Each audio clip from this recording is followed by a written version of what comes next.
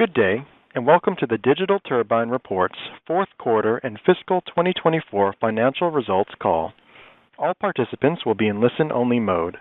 Should you need assistance, please signal a conference specialist by pressing the star key followed by 0. After today's presentation, there will be an opportunity to ask questions. To ask a question, you may press star, then 1 on a touch-tone phone. To withdraw your question, please press star, then 2. Please note, this event is being recorded. I would now like to turn the conference over to Brian Bartholomew, Senior Vice President of Capital Markets. Please go ahead. Thanks, Nick.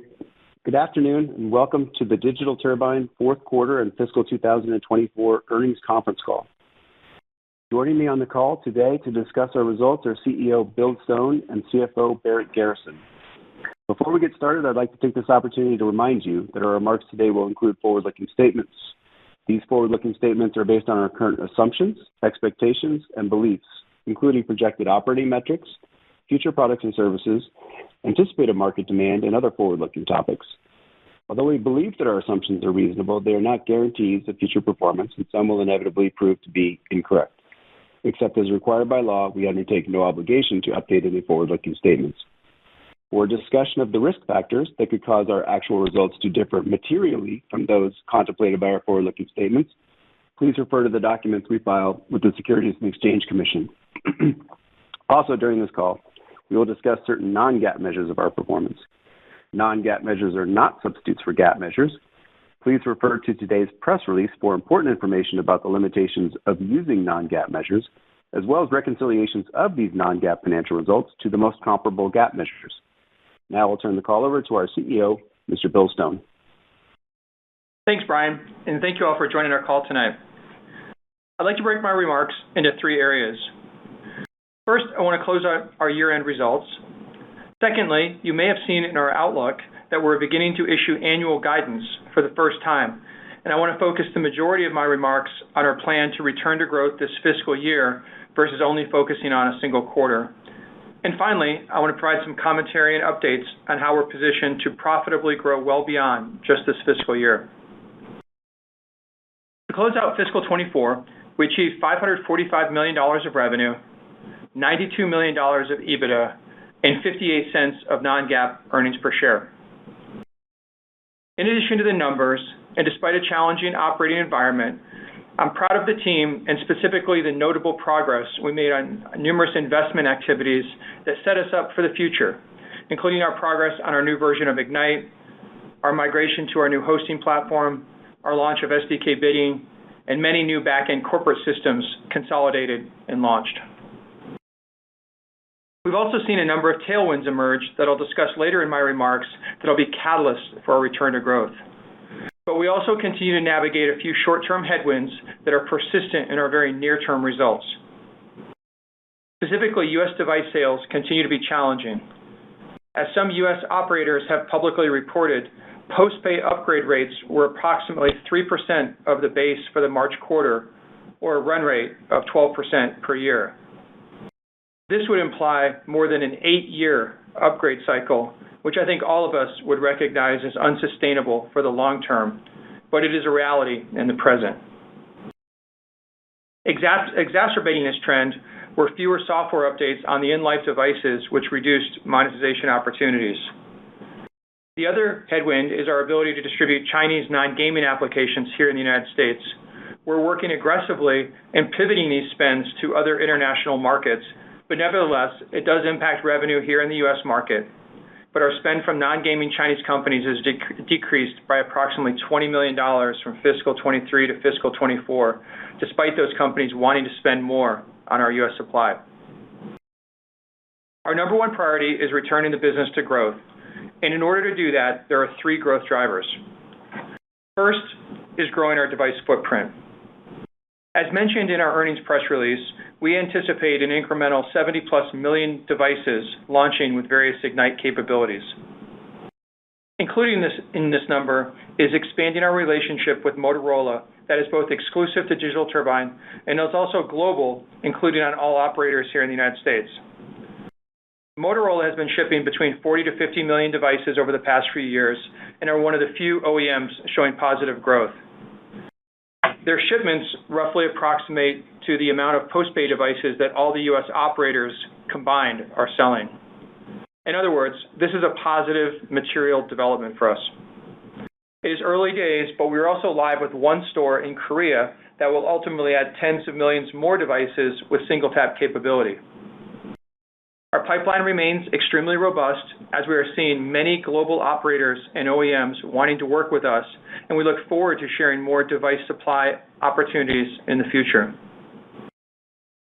In addition to these wins, we've heard some recent encouraging reports from chipset suppliers on future device volumes, which tend to be lead indicators for future demand, as well as the anniversarying of the 2 to 3 year lease plans later this year offered by U.S. operators. Thus, we are hopeful for better trends here in the U.S. into the future, but for now it's a major headwind and is reflected in our forecast. But returning to growth through new devices on new partners, plus existing partners showing momentum, are the keys to our first growth driver. Our second growth driver is expanding our product portfolio for both our ODS and AGP businesses. Scaling new ad tech and on-device capabilities are critical to our return to growth. On our AGP business, as we've mentioned on prior calls, the last couple years have been focused on investments and consolidating our ad tech assets into a common platform. That's now largely complete and ready to bear fruit. A specific example of this is our exchange, which we brand as the Digital Turbine Exchange, or DTX, which we have now been fully consolidated from our legacy fiber and ad quality acquisitions. We believe we're uniquely positioned in mobile with the acquisitions to differentiate with brand dollars to our publishers versus our competitors that are more focused on performance dollars. And conversely, many advertisers spending on brand have not been as focused on mobile, but other channels such as CTV or retail media. So we believe the combination of our mobile expertise, access to first-party data, product capabilities such as SingleTap, and our agency brand relationships and creative capabilities drive attention for advertiser audiences is something that we believe is going to allow us to win. And the early returns are encouraging. Our brand revenues for the March quarter were up 15% from the March quarter of last year. We're also now over 1/3 of our revenues on our DT Exchange coming from SDK bidding, which is a requirement for many brands and agencies in how they bid for audiences. And this allows us to grow our revenues not just with direct brand, but also with brand omni DSPs like The Trade Desk and Google DV360. Our other AGP product growth driver will be increasing our share of voice for leveraging our first-party data and our Ignite capabilities via bidding. We do this today through our Appreciate DSP acquisition, which is starting to show renewed growth. Our AI and machine learning enhancements to our new DSP, which we brand as DT Direct, will allow us to improve our bidding on our own supply, allowing us to optimize our own demand over our own supply. We also look to partner with third-party DSPs that can help us grow our share of voice. And this all translates not just into top-line revenue growth with more demand dollars, but is also key in driving the flywheel effects of improving revenues on our other products such as SingleTap, our DT Exchange, and FairBid, our mediation product. Our primary growth drivers on our ODS business are SingleTap, alternative apps, and better leveraging our first-party data for our existing ODS products. SingleTap continues to add more devices, more advertisers, and have better execution. It's early days for our alternative app distribution approach, but as we've discussed on prior calls, we will look to begin showing our progress of distribution, not just on Android and Apple iOS, but also alternative app versions. The interest from large Tier 1 publishers is encouraging and will be a growth driver for us this year. And finally, we've historically been focused on leveraging our distribution footprint to drive ODS revenue. We've not optimized our first-party data. We are beginning to do a better job here and seeing increased interest from our supply partners to also leverage these insights to help advertisers drive better outcomes. And our third growth driver is our media relationships. We are continuing to expand directly with brands such as Apple, Amazon, Starbucks, P&G, and many others, as well as their advertising agencies that are driving 15% plus annual growth. In particular, I'm pleased to announce that Group M, who is the largest media buying agency in the world under the WPP umbrella, has included us as the only global preferred partner for mobile. This materially expands our addressable market for ad dollars, as Group M manages over $50 billion of media buying, and our competition in mobile will not have access to this brand inventory. And as things like cookie deprecation happen in Chrome, it'll showcase our mobile app inventory as more attractive offerings to brands than other Omni SSPs that have been relying upon these identifiers in other ad channels. We anticipate that our Group M relationship will unlock media dollars from well-known brands. And we also continue to have many strategic relationships with large global game publishers. And with the tailwind of alternative app distribution, these players are increasingly attracted to Digital Turbine to develop deeper relationships. And the final media growth driver is our change in channel strategy to grow revenue per device outside the United States. Our current distribution approach is optimized to drive stronger RPDs on U.S. supply. And the positive results we've talked about on prior calls of doubling RPDs over the past few years is a result of this. However, that's been at the expense of better execution of working with channel partners who can bring more media dollars to our international device footprint. This is a controllable and a major focus area for us. To summarize, our number one priority this fiscal year is returning our business to growth with three main growth drivers. The first is expanding our device footprint. The second is growth from new products such as SingleTap, DTX, alt app stores, and so on. And the third is expanding our media relationships, whether that's via new relationships with behemoths like Group M, expanding our brand dollars with brand buyers like the Trade Desk and Google, or other gaming strategic partners looking to expand their mobile gaming audiences. And beyond this fiscal year, the goal is not just to return to growth, but accelerate it. The key driver here will be the expansion of our alternative app strategy. We've launched our first alternative app distribution products, which we brand as DT Hub, with 5 operators here in the United States. We're leveraging our Aptoide investment and are generating revenue today. We have also taken a minority interest in Flexion so we can prove our partnership on building great alternative app experiences, as Flexion is a leading porting source for many alternative app stores such as Amazon, Samsung, Huawei, Xiaomi, and many others. And finally, we've also taken an equity stake in One Store. And as I mentioned earlier, we've just launched SingleTap on devices in Korea this month. This launch has 3 benefits. One is it will allow us to leverage our DSP to friction-free app downloads of alternative app versions to Korean customers. And second is a way for us to expand scale of developed market supply versus being constrained with the issues I mentioned here in the U.S. And finally, we'll look to enhance our partnership with One Store into the future outside of Korea, and combined with our Aptoide and Flexion relationships, we've got the building blocks to be a dominant force in the alternative app market. And as a reminder for investors, the Digital Markets Act, or DMA, launched in March in the EU, and we would encourage investors to pay very close attention to the details around this, such as how the regulators manage Apple compliance and the corresponding opportunities that it will present for us. I also want to emphasize that the alternative app strategy is not just about new in-app payment revenues, but perhaps more importantly, to be the catalyst to accelerate our existing lines of businesses beyond this fiscal year. Today, approximately 50% of our business is driven by user acquisition and 50% is driven by in-app advertising. Our app providers want to find ways to acquire more users at a lower cost with alternative users, and we believe that this will also open up new app providers to leverage our ad tech stack as part of this strategy, thereby driving more AGP revenue growth. We're live today running both alternative app user acquisition campaigns and in-app advertising, leveraging our technology into the current results. In other words, improving our present revenues and cash flow are both closely linked to the future strategy. And a key to all this will be the leadership to make it happen. I'm pleased to announce that Michael Ackerman will be joining our team as the Chief Business Officer effective June 3rd, reporting to me. Michael's joining us from Uber, where he was the General Manager of Advertising across Uber's various businesses. And before that, Michael had executive roles at Pinterest and Cardlytics. I'm excited to have Michael's nice blend of functional skills in product, marketing, and sales, but perhaps even more excited with his global background and cultural fit with ours. Michael's primary responsibility will be the lead executive returning our business to growth.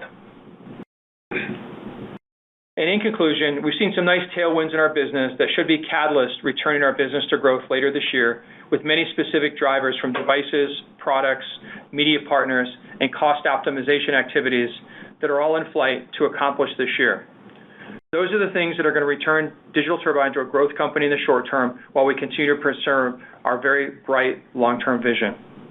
With that concludes my prepared remarks, and I'll take it over to Barrett to take you through the numbers. Thanks, Bill, and good afternoon, everyone. For the fiscal year 2024, we reported $544.5 million in revenue, down 18% year-on-year, and generated $92.4 million in adjusted EBITDA, or 17% of revenue, and delivered $60.3 million in adjusted net income, or 58 cents per share, as compared to $1.15 per share in the prior year. While fiscal year 2024 presented its share of challenges, we are pleased to share that our strategic initiatives are gaining traction and setting the foundation for future growth, and I'll cover some of those highlights later within my remarks. Now turning to the financial performance in the quarter. Total revenue of $112.2 million in the quarter was down 20% year-on-year. On-Device Solutions, our ODS segment, revenues of $78 million were slightly below our expectations, largely due to weaker U.S. upgrade rates that Bill described in his remarks. In our App Growth platform, our AGP business, Q4 revenues of $33.8 million performed generally in line with our guidance expectations. We saw improving signs of spend levels, particularly within brand, evidenced by greater than 15% year-over-year revenue increases. The Q4 results in our AGP business reflects the impact of sunsetting certain legacy business lines in early January of this year. I'd reiterate Bill's earlier comments that despite the near-term headwinds, we're encouraged by the completion of our platform consolidation and expect these efforts to be an important catalyst for our future revenue growth. Before leaving revenues, I would point out we completed sunsetting certain legacy business lines, marking an important milestone towards our priority of returning to growth and strategic focus. Looking ahead, we anticipate the March quarter revenues to be a period of normalization, free from the transitional impacts of our integration efforts. Drawing from historical seasonality trends, we anticipate modest sequential growth in the June quarter. Our Q4 gross margin was 46%, which was up from 44% in Q4 from the prior year. Improvement in margin year-on-year was largely driven by favorable product mix shifts, where we experienced an increase in the mix towards certain higher margin products. While mix had a positive impact, we also experienced improved margins year-on-year across both ODS and AGP segments. With our commitment to financial resilience, we've proactively pursued expense efficiencies to maximize the profitability of our growth strategy and remain disciplined with expense plans. Cash operating expenses were $39 million in the quarter, decreasing 5% from prior year and represented 35% of our revenues in the quarter. Through our strategic investments, we've integrated our technology platforms, paving the way for enhanced operational synergies, scalability, and unlocking the full potential of our organization. We're encouraged to see that our efforts are yielding tangible results. One notable area of progress is in our cloud computing expenses, where we've achieved important cost reductions and expenses are now declining as a percent of revenue, a testament to the effectiveness of our initiatives in optimizing cost and driving operational efficiency. Turning to profitability, our adjusted EBITDA of $12.3 million in the quarter came in line with our guidance expectations. Given the inherent operating leverage in our business model, we expect the active focus on expense measures we are taking will strengthen the platform as we return to growth and enable a greater portion of those dollars to fall to the bottom line. In the quarter, we achieved non-GAAP adjusted net income of $12.6 million, or 12 cents per share, as compared to $13.6 million, or 14 cents per share in the fourth quarter of 2023. During the period, we reported a higher than expected non-recurring tax benefit. Also, as compared to prior year, we incurred greater interest expense driven by rising rates, partially offset by lower outstanding debt. Our GAAP net loss of $2.32 per share in the fourth quarter reflects a non-cash goodwill impairment charge of $1.86 per share, or $189.5 million in our AGP business. This charge was primarily driven by recent market-based factors by the decline in our stock price. There was no change to goodwill for the ODS reporting unit, and we remain optimistic about the AGP segment, given the ad tech enhancements we've made to enable future growth. Our cash balance at the end of the quarter was $32.9 million.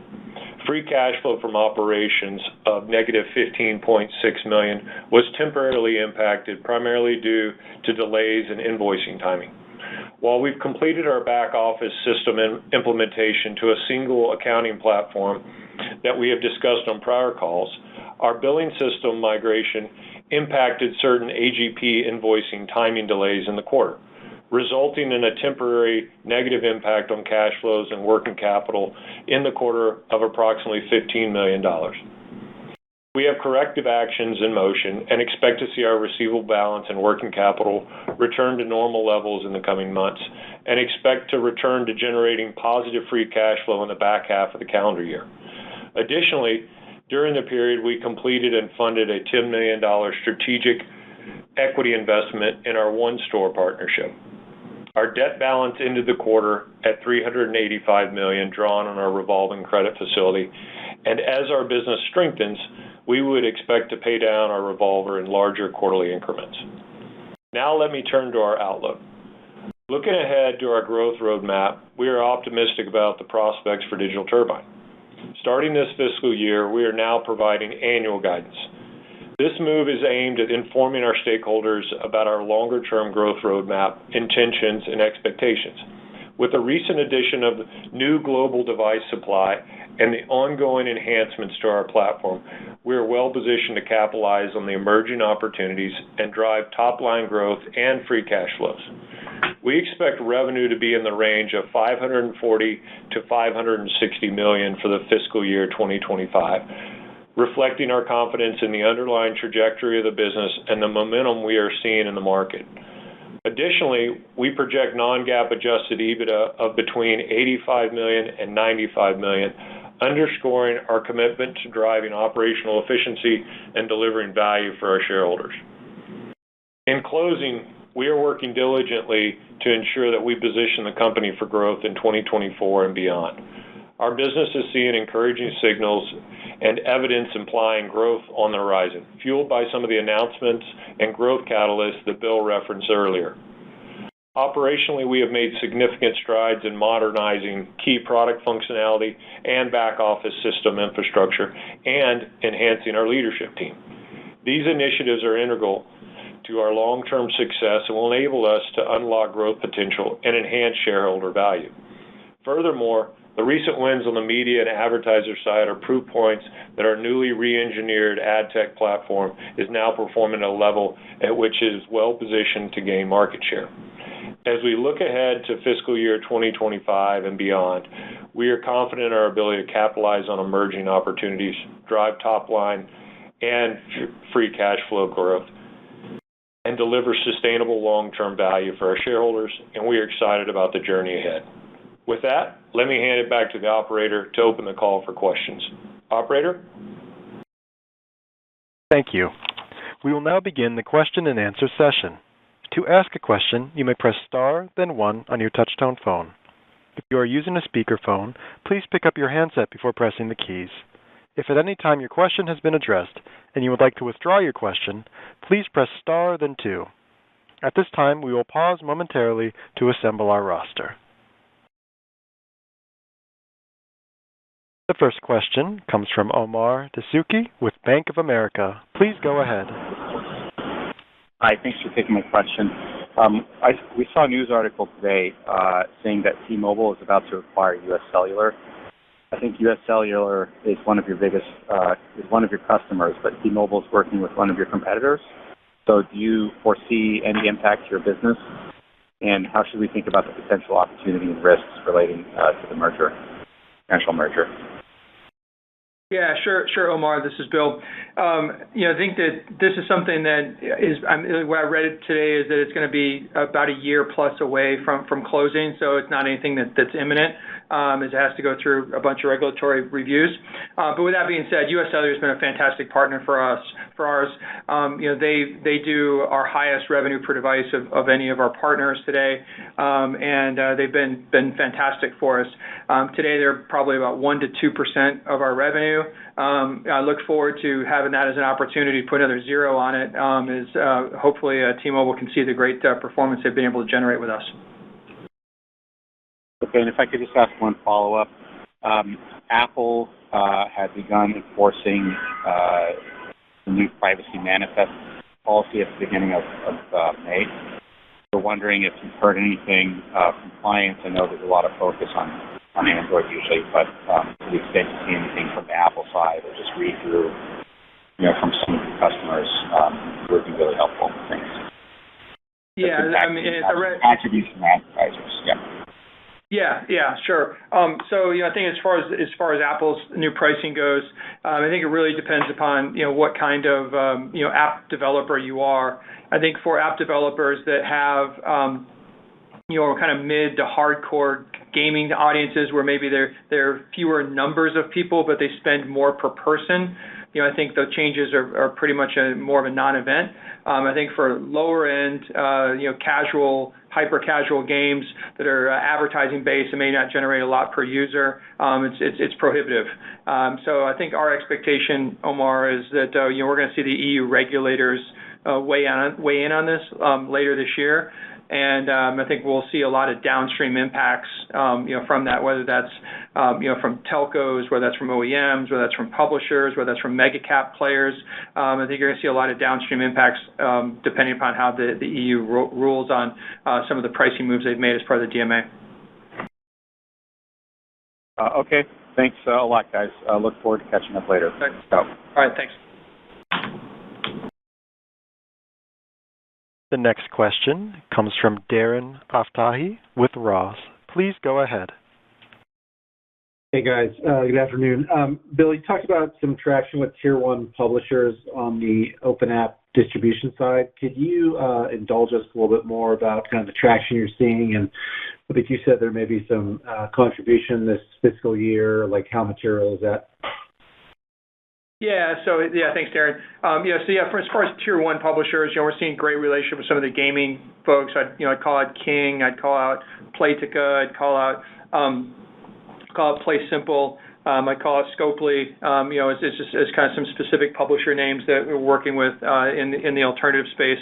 And so as they are looking to diversify away from paying a 30% tax to Apple or Google, obviously alternative distribution is something that's highly attractive to them, given it's the single biggest line item on their P&L right now. So we look forward to being good partners with companies like that, and help them achieve their strategic goals. Great. Maybe if I could ask one more. Barry, you made some commentary about sequential improvement in June relative to the annual guide. I guess maybe I missed or didn't hear correctly if you said anything specifically about the cadence in March. I know you guys historically have always given 1 quarter out guidance, and given we're sort of 30 days left in the quarter, I'm just kind of curious if you have any thoughts there. Yeah, Darren. Our focus has been, and we've been wanting to provide annual guidance for some time now. We think this is a good opportunity. Also wanted to focus on, there can be ins and outs in the quarter, and we thought this would simplify for stakeholders our approach and intent for growth. You'll notice I did comment on some seasonality, flattest to modest growth sequentially between the June and March quarter. Got it. Great. Thank you.